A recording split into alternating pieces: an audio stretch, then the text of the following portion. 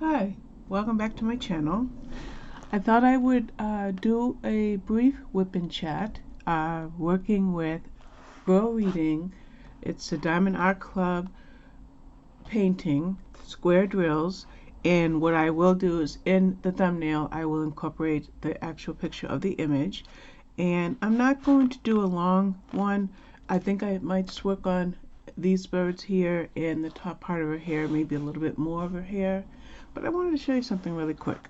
These symbols right here are both V's. Look, uppercase and lowercase. Can you see that? Wait, it's a little blurry.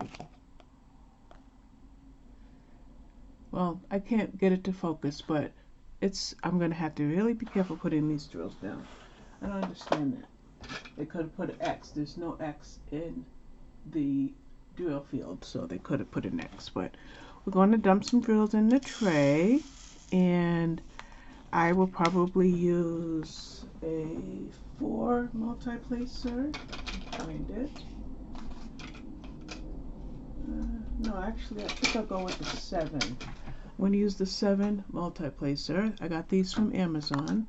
I really love them. As a matter of fact, I'll put them in the description box below because they're stainless steel, and I think I got a set of 11 for $12, $13. Not much, I don't remember, but I'm going to throw them in the description below.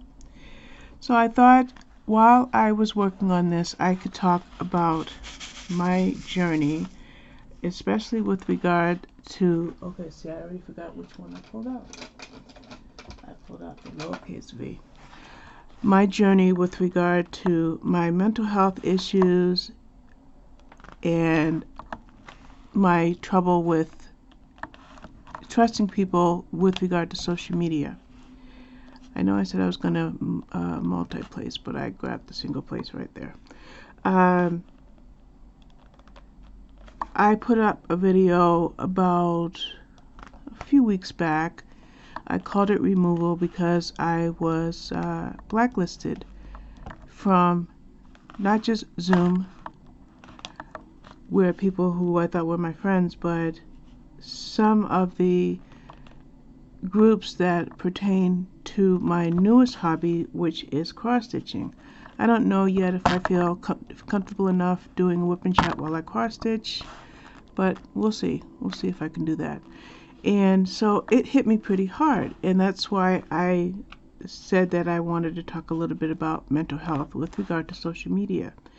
Now, when we're on social media, you know, we're pretty much talking to a screen where somebody on the opposite side is typing in on their computer.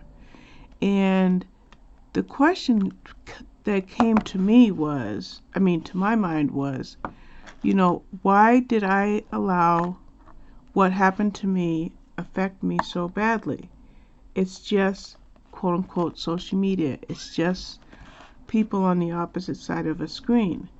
Well, when you have certain mental illnesses, and one of those includes PTSD, then it might make it, okay, here comes a cat. It might make it easier for you to understand why it hit me so hard. And the way it hit me was, as soon as it happened, I immediately went past suicidal ideation to actual suicidal thoughts. But the thing is, and I'm going to put a phone number in the description, I didn't try to traverse this battle on my own. The first thing I did was I called my therapist, but he was not in at the moment. But he did have a crisis number on his voicemail. So instead of me trying to deal with those heavy emotions on my own, I decided, okay, let's call the crisis number. So I did, and she asked me if I felt comfortable doing a video chat. And I said yes. You know, I'm used to Zoom, whether it's in a social setting or for my faith, I use Zoom all the time. So yeah, I can do a video chat. So we did a video chat, and they have certain questions they have to ask because, you know, some things are mandated reporting, you know, for safety, you know. So she did her job, and ultimately the decision was that I might need to be hospitalized. Well, at the same time, sometime shortly after that, my therapist did call me back, and we talked about respite, which is kind of like a community-based place that I can go to. It's completely voluntary. I can come and go as I please, but I can get 100% one-on-one mental health assistance for 2, 3, 4 days. And so I was favorable to that. But the thing is, I use CPAP and I also use oxygen. Now, the CPAP machine has its own bag, so it can be very neatly packed up and very compactly packed up. But the oxygen is a concentrator. They're not tanks that are portable. It's a huge piece of equipment that is like I said, it's a concentrator. And as it turned out, the community-based respite locations just were not prepared to handle that type of equipment. So I get back with Crisis, or Crisis calls me back and says, okay, well, we talked to your therapist. We can't do respite. We think that maybe you should go to the hospital for the night, because I had mentioned in my earlier call that, okay, I just lost. Okay, there we go. I had mentioned in my earlier call that my husband was going to be going to work that night. And so I agreed to it, and then within a half an hour or so, they came and got me, and they took me to the hospital.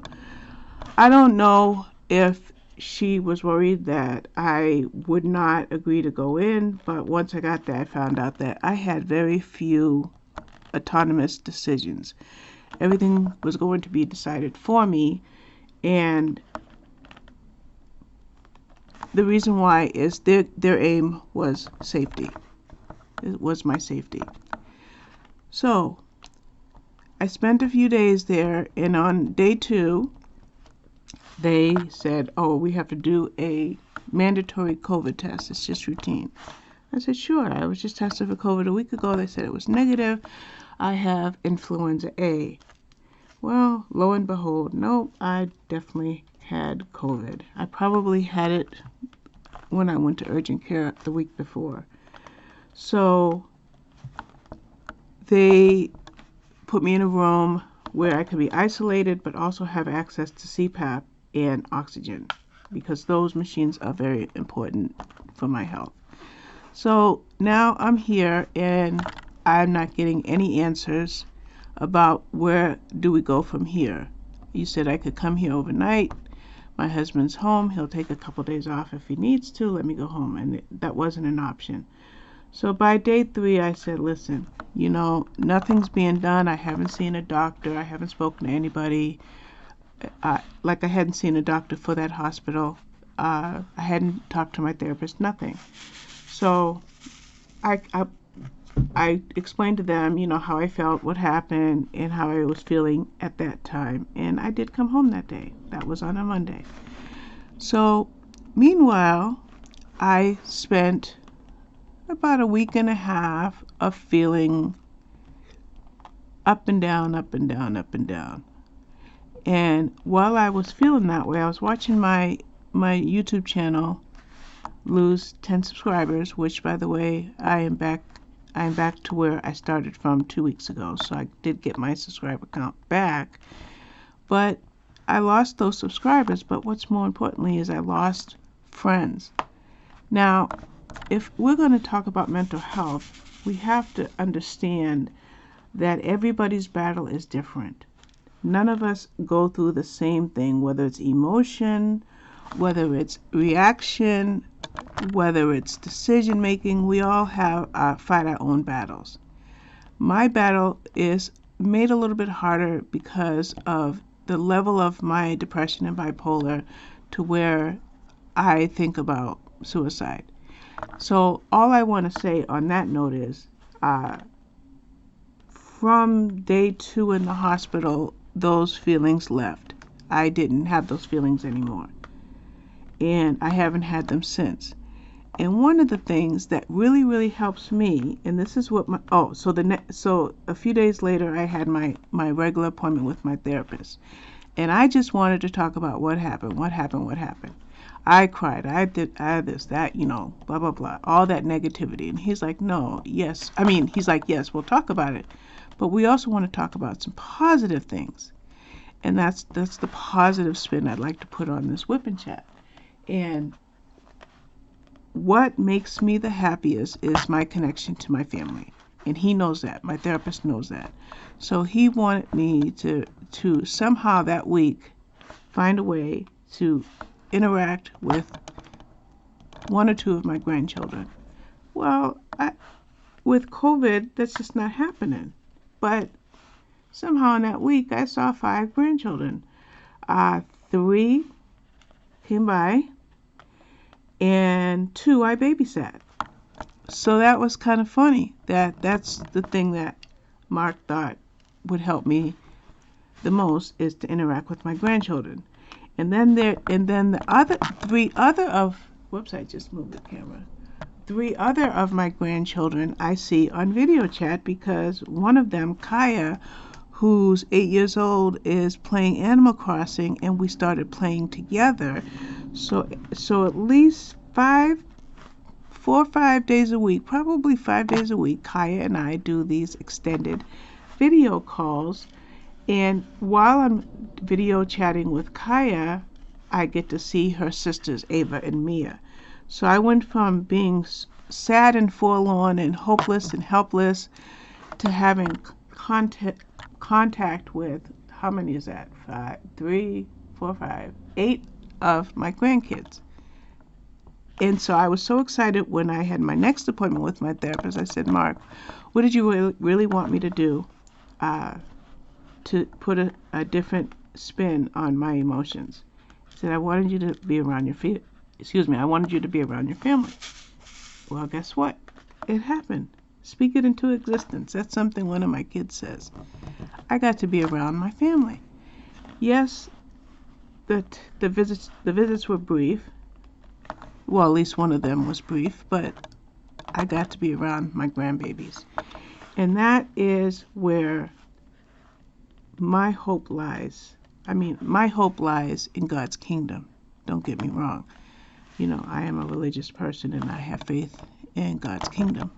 But when I say where my hope lies, it's something about those babies, those grandbabies, that brings me true joy. And Mark knew I needed that, and I guess Jehovah God knew I needed that, because I got to be around several of them during that week that I was recovering from being in the hospital. Well, after that week, because this was after I was quarantined from COVID, obviously. So I quarantined from COVID, had the interaction with the grandbabies, and since then I have babysat twice more. So I got to see Olivia and Demetrius twice in the past week. I got a pop and drill. I'm trying to figure out where it is.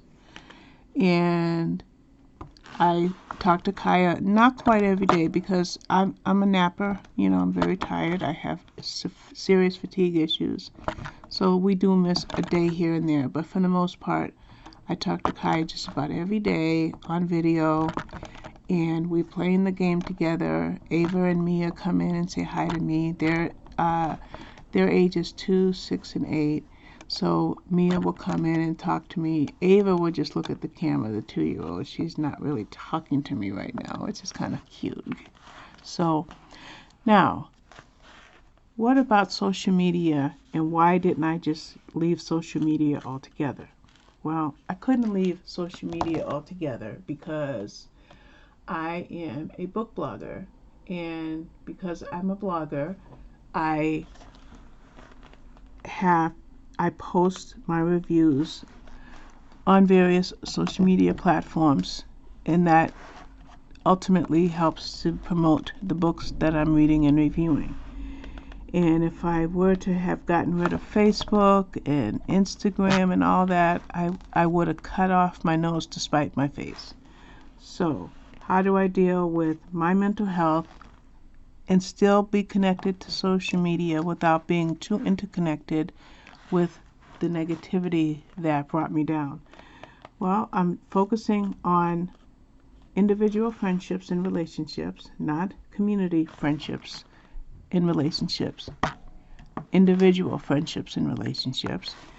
And I'm also focusing on my faith, and I'm also focusing on my family. And with all of those things, it's helping me to cope with my serious mental health issues. Now, I'm going to talk about something really quickly.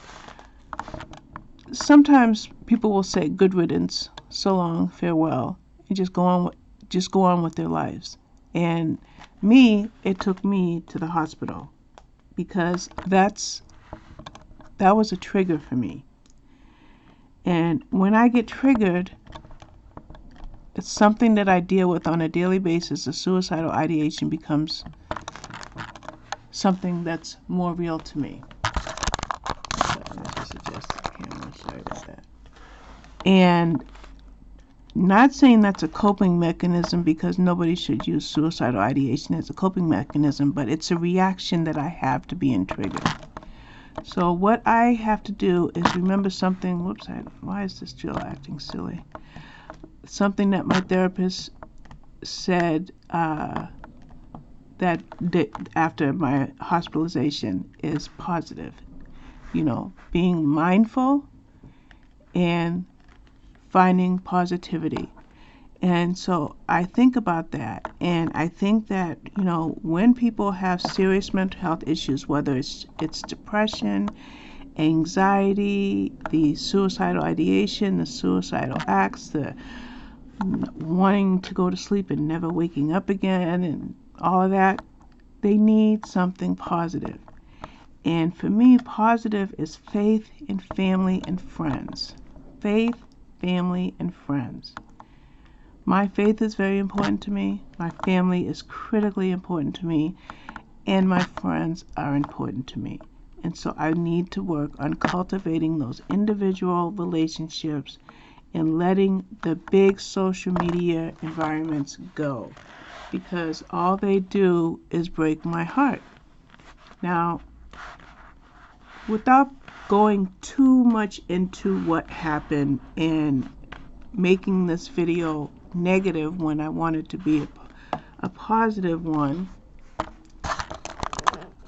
I learned a lot about, I called it in my video, what did I call it? Herd something. Now I can't even remember what I called it, but it's like a sheep mentality. There's a controlled clique in the community I was a part of, and once the decision was made to remove me, which is why I called that other video removal, all but one person stopped speaking to me, even a former close friend. They just act like I don't even exist, like I'm not even breathing in the same oxygen that they breathe in every day. I just don't exist. And that was really, really hard for me to accept. Really hard.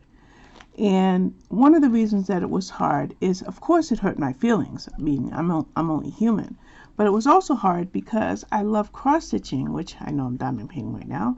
But with my cross-stitching, I got removed from the community that was really helping me to learn more about cross-stitching and learn the different techniques, the different count threads, what size needle to use, where to start on a project, all of that. They just removed me.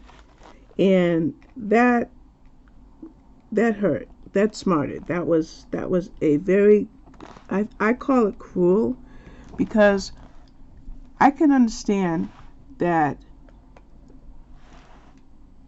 the plot to get me out had a basis. I'm not going to go into it. I'm certainly not going to name any names, but they know who they are, and hopefully they unsubscribe from my channel, so they're not even going to watch this video. But once the decision was made, it was like wipe Robin off the board. But guess what? They can't wipe Robin off the board. My blogging is going to be there. This channel is going to be there. My love of cross-stitching and jigsaw puzzles and reading, that's all going to be there.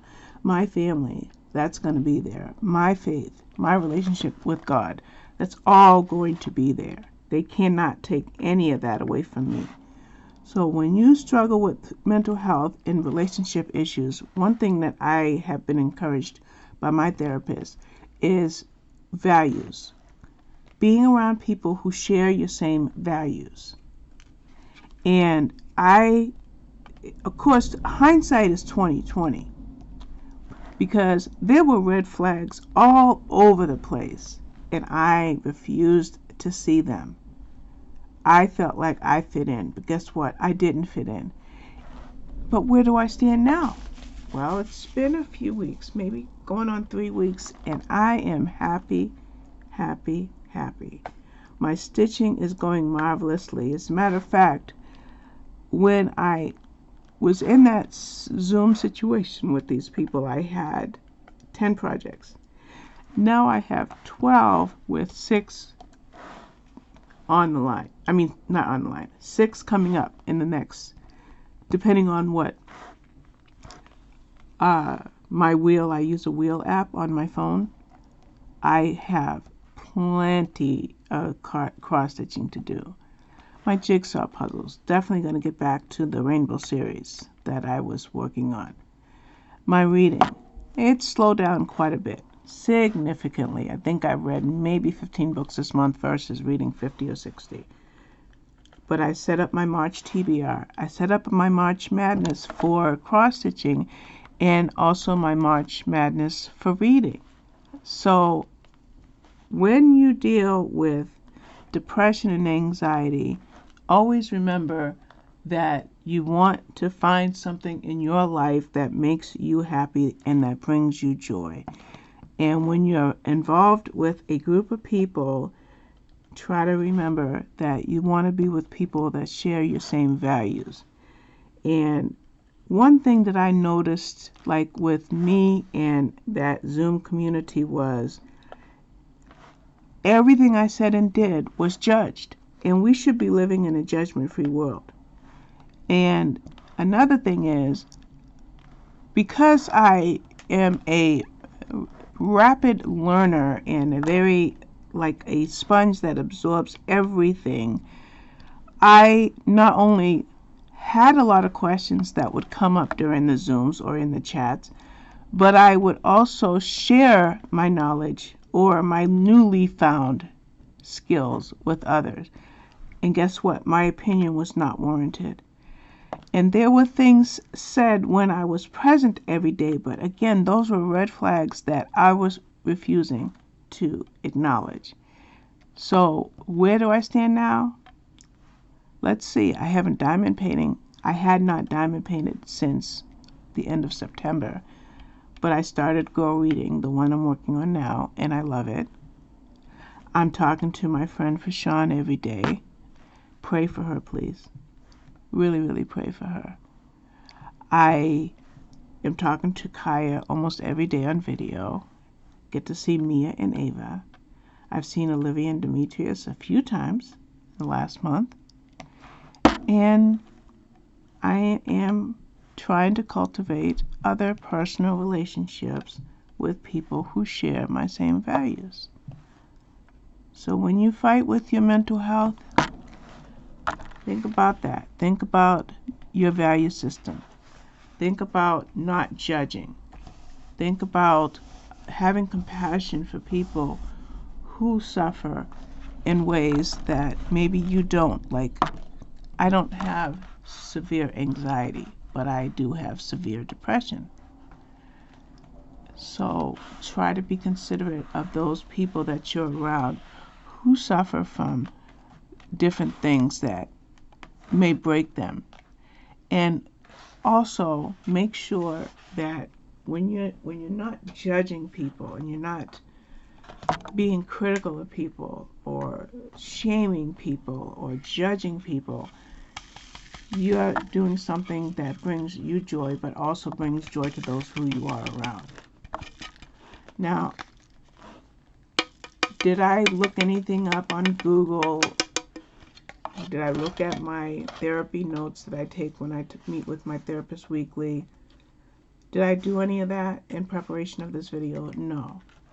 I just woke up this morning and I can't stitch in my room because hubby is asleep, and I wanted to work on this diamond painting, and I thought, why not? Sorry, I'm away from the microphone. Sorry. I wanted to work on this diamond painting, and I figured, why not talk to you guys about my battles with mental health? Now, one thing that I want to say is medication, therapy, and social interaction, positive social interaction. It's all something that plays hand in hand. I would not be able to manage without my medication. I would not be able to manage without my therapy. And the social interaction I'm speaking of is faith and family. I would not be able to manage without that. So find out what the keys are, or the pieces of the puzzle are in your life. Find out what those pieces are and put those pieces into the right places so that you have joy, so that you can fight when you feel lost and hopeless. And always remember to love yourself, which is a huge part of my treatment plan because I don't have a love of myself. But try to love yourself and find your self-worth, and try to remember that the only one that can judge us is God, not man. And that when you see red flags in your life, pay attention to those red flags because they can save you a lot of hurt down the line. So that's it. 26 minutes and counting. I didn't get a lot done. I didn't even finish these birds right here because I went over to this part and got those lowercase v's. I'm now doing the uppercase v's. I'm doing this one right now, which is not going to come clear, but that's what I'm putting in right here. So I'm going to end this video and hopefully upload it to YouTube, and I will come back with more. Love you guys. Thank you. Bye-bye.